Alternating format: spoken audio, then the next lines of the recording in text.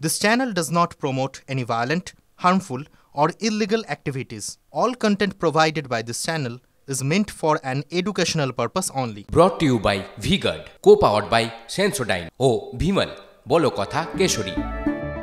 Associate sponsor Ultratech Cement.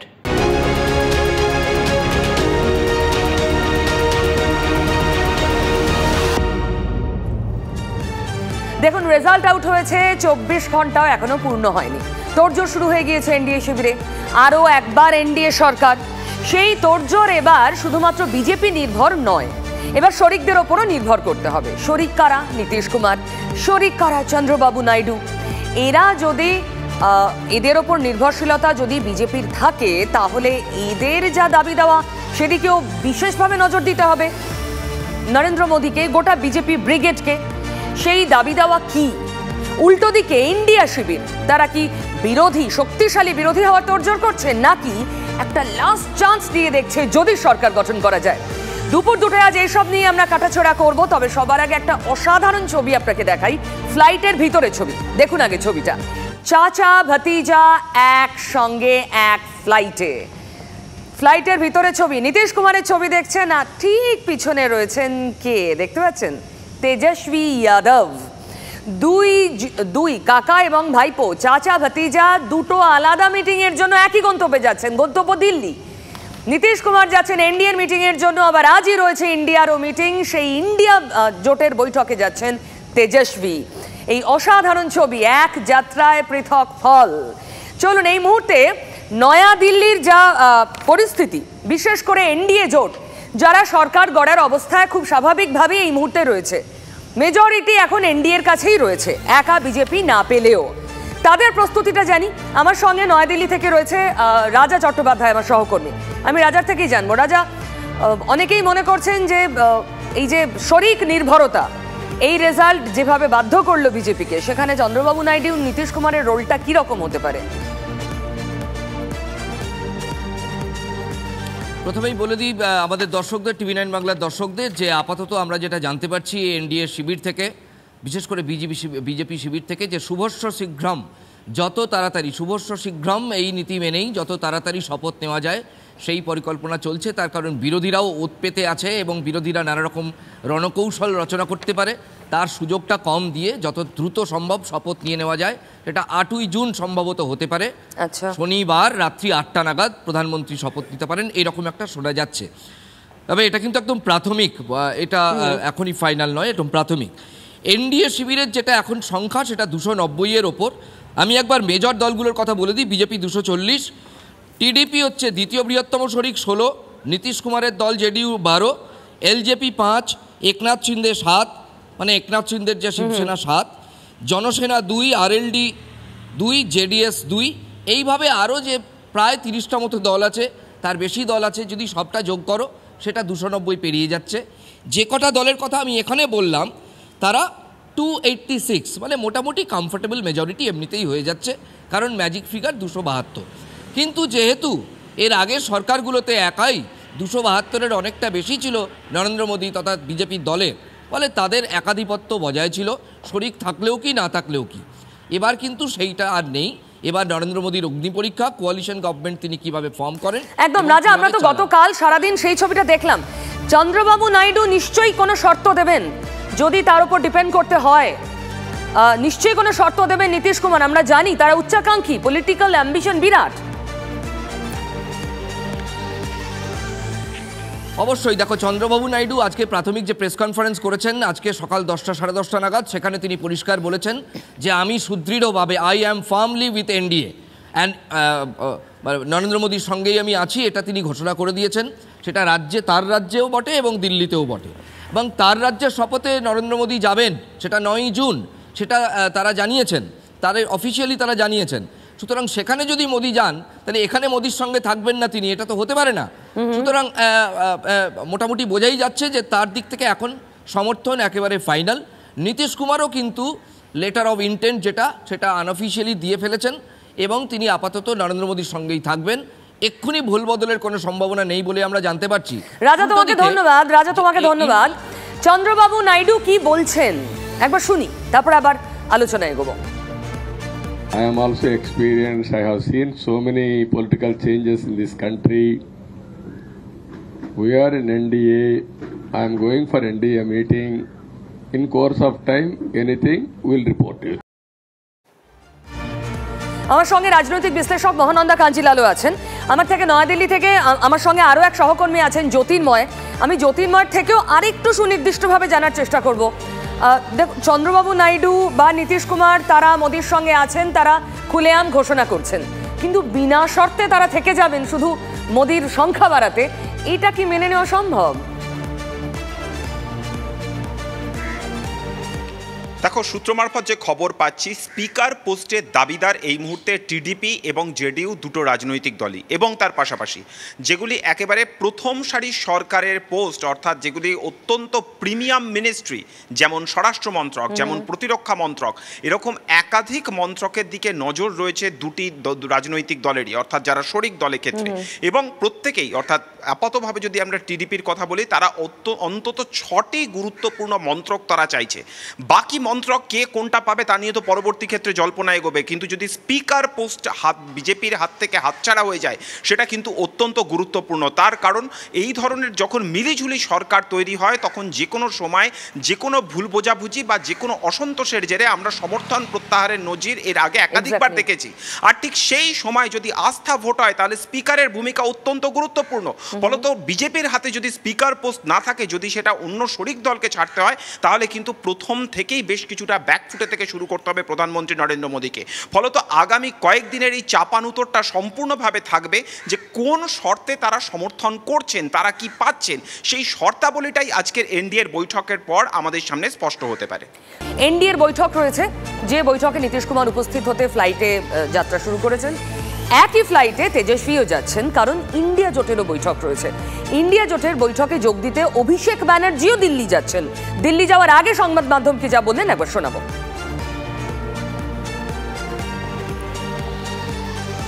আজ দিল্লিতে India জোটেরও বৈঠক রয়েছে। সরকার গড়তে তারা এগোবে, আলোচনা করবে, নাকি শক্তিশালী বিরোধী হিসাবে কতটা স্ট্রং অপোজিশন হওয়া যায়, কি কি করা উচিত, সেদিকেই মনোনিবেশ করবে, এটাই এই মুহূর্তে সবথেকে বড় প্রশ্ন। কি বললেন অভিষেক, শুনুন।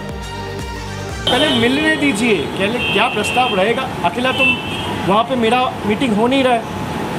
ऐसे बहुत सारे पार्टियाँ हैं, जो 2 सीट जीत के आए हैं वो भी आएंगे, जो 37 सीट जीत के आए हैं वो भी आएंगे। हम 29 सीट जीते, हम भी जा रहे।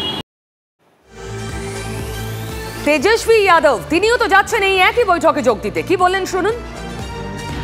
भाजपा जो है मेजॉरिटी से दूर चली गई है, जो सहयोगी हैं अब उन पर डिपेंडेंट है, और हम लोग तो खुशी है इस बात की कि भाई चलो हम लोग जो संविधान लोकतंत्र रोकने बचाने का जो प्रयास था, उसमें हम लोग जो है काफ़ी हद तक कामयाब हुए।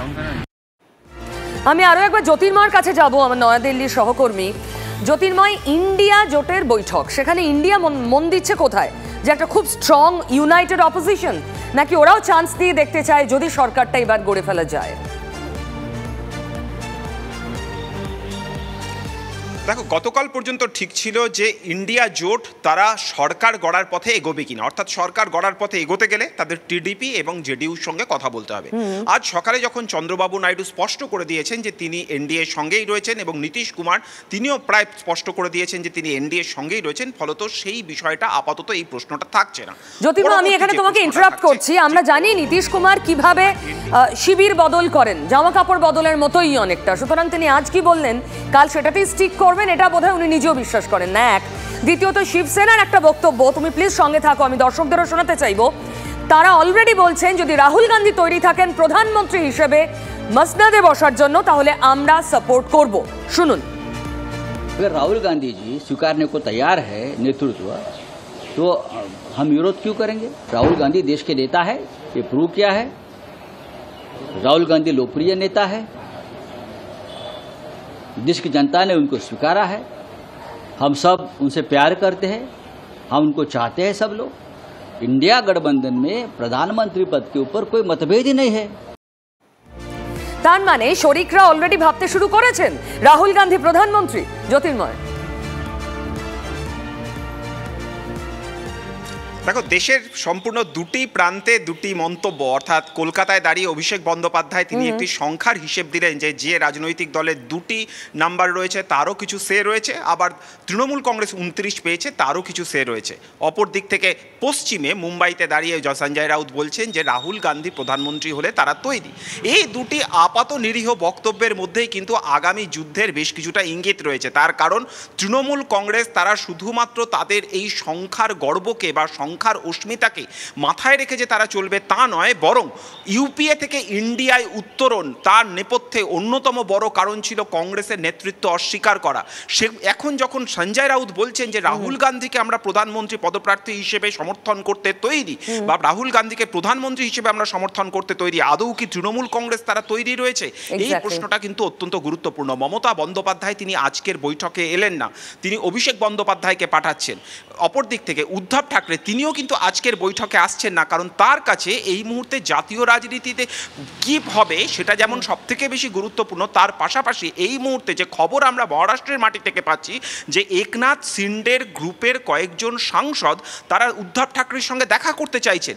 মহারাষ্ট্রের নির্বাচন আছে, ফলত এই মুহূর্তে দাঁড়িয়ে জাতীয় রাজনীতিতে শিবসেনা তারা শুধুমাত্র কোনো একটি পক্ষকে সমর্থন করতে পারে, কিন্তু তার থেকেও তার বড় গুরুত্বপূর্ণ বিষয় যে গত 5 বছর ধরে বিজেপি যেভাবে এক উদ্ধব ঠাকরের ঘর সম্পূর্ণভাবে তছনছ করে দিয়েছে, সেই অগোছালো ঘরকে আবার তিনি জোড়া লাগাতে পারবেন কিনা। ফলত উদ্ধব ঠাকরে কিন্তু মূলত তার ওপরেই বেশি তিনি এই মুহূর্তে গুরুত্ব দিচ্ছেন। অর্থাৎ প্রত্যেকে নিজের দল এবং সংশ্লিষ্ট রাজ্যের ইকুয়েশনের ভিত্তিতেই জাতীয় রাজনীতিতে ইন্ডিয়া জোটের রাজনৈতিক দলগুলি তারা অবস্থান নেবে। ফলত আগামী দিনের ইন্ডিয়া জোট কোন দিকে পথ চলবে তা কিন্তু আজকে ইন্ডিয়ার বৈঠক থেকেই কিছুটা ইঙ্গিত স্পষ্ট হবে।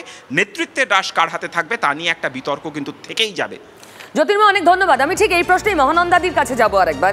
মহানন্দাদি, তার মানে ইন্ডিয়া জোট ডেফিনেটলি তারা অনেক যেভাবে বিরোধী কটাক্ষ মানে বিরোধীদের দিকে কটাক্ষ ধেয়ে আসতো সেই তুলনায় তারা ভালো রেজাল্ট করেছে, সত্যি ঘাড়ে নিঃশ্বাস ফেলছে এনডিএ। কিন্তু সরকার গড়ার চান্স এই মুহূর্তে ইন্ডিয়া জোটের প্রায় নেই, তাই তো? পসিবিলিটি তৈরি হবে একেবারে নেই সেটাও বলতে পারছি না, যদিও চন্দ্রবাবু নাইডু এনডিএর সঙ্গে থাকা আমি দেখলাম বলছে যে পরে জানো, অর্থাৎ পসিবিলিটি কিন্তু সব দলই রাখছে। দুটো ফ্যাক্টর, একটা হচ্ছে টিডিপি, সেটা হচ্ছে চন্দ্রবাবু নাইডু, সেকেন্ড ফ্যাক্টর হচ্ছে Nitish Kumar, that is JDU. এই দুটো হচ্ছে খুব ডিটারমিনিং ফ্যাক্টর। কিন্তু দুটোরই যদি আমরা দেখি যে 2014 সালে তো প্রথমে চন্দ্রবাবু নাইডু মোদির সঙ্গে ছিল, নরেন্দ্র মোদীজির সঙ্গে, পরে কিন্তু একটা ইস্যুতে তারা জোট ছাড়ে। সেটা কি? সেটা খুব গুরুত্বপূর্ণ। সেটা হচ্ছে যে অন্ধ্রপ্রদেশের জন্য বিশেষ প্যাকেজ সেটা যাতে না দেওয়ার জন্য সে বেরিয়ে এসছে। নীতিশ কুমার একই ব্যাপার, তিনি কখনো থাকছেন কখনো থাকছেন না, এবারে ভোটে ছিলেন। কিন্তু একটা কথা মনে রাখতে হবে, জোট মানে জোট সঙ্গীরা কিন্তু তারা নিজেদের ইন্টারেস্টটা দেখবেন এবং সেখানে সামগ্রিকভাবে দেশের স্বার্থ থেকে বড় হয়ে উঠবে ইন্ডিভিজুয়াল ইন্টারেস্ট। সেটা নিয়ে নরেন্দ্র মোদীজিকে কিন্তু চলতে হবে, এটা সব থেকে বড় চ্যালেঞ্জ। একদম। মহানন্দাদি, অনেক ধন্যবাদ। আমাদের সঙ্গে ছিলেন মহানন্দা কাঞ্জিলাল। তবে এরপর একটা ছবি আপনাদের সামনে আনতে চাই। দিল্লিতে তো তোড়জোড় হচ্ছে একদিকে সরকার গঠনের, আর একদিকে মূলত অপোজিশন কি করে এই সরকারকে নাকে দম দিয়ে ঘোরাতে পারে আগামী 5 বছর, সেদিকেই কি নজর থাকবে? আমাদের নজর দুটো বৈঠকের দিকে থাকছে, অত্যন্ত ক্রুশিয়াল, অত্যন্ত ভাইটাল এই দুটো বৈঠকে আজ। তবে রাজ্যের ছবি, রাজ্যে সবুজ ঝড় গতকাল আমরা দেখেছি, তারপর তৃণমূল আক্রান্ত হচ্ছে এই খবরও সামনে আসছে। একটা ছবি দেখুন, কোচবিহারের ছবি। তৃণমূলের দিকে বোমা বন্দুক নিয়ে এগিয়ে যাচ্ছে, কোচবিহারের সেই ছবি, কোচবিহারের ছবি। বোমা হাতে বন্দুক নিয়ে তৃণমূলের দিকে তেড়ে যাচ্ছে কিছু লোকজন। তৃণমূল অভিযোগ করছে এরা বিজেপির লোক। কোচবিহারে হেরেছে বিজেপি, হেরেছেন নিশীথ কুমার, কেন্দ্রের স্বরাষ্ট্র প্রতিমন্ত্রী। তারপরের দিনের এই ছবি দেখছেন। এই মুহূর্তে কোচবিহার থেকে আমার সঙ্গে রয়েছেন সুমন কল্যাণ ভদ্র। সুমন কল্যাণ এখানে রয়েছে। সুমন কল্যাণ, মানে কোনোভাবেই কোচবিহার শান্ত হচ্ছে না, তৃণমূল জিতুক বিজেপি জিতুক ধারাটা একই।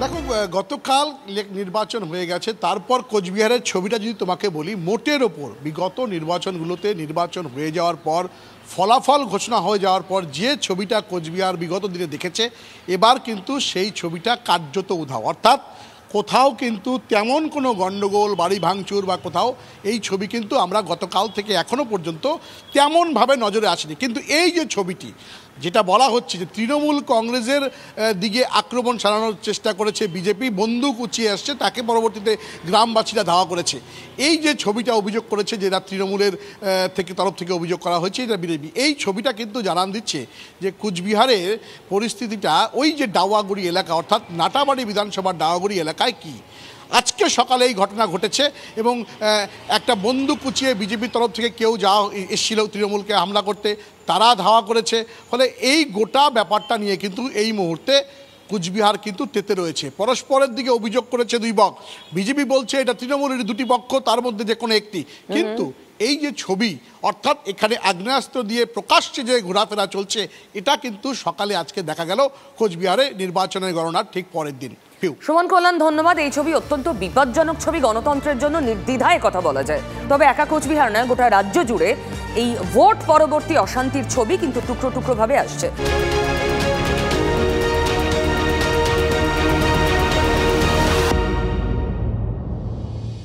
Brought to you by V-Guard, co-powered by Sensodyne O Bhimal, বলো কথা কেশরী। Associate sponsor Ultratech Cement।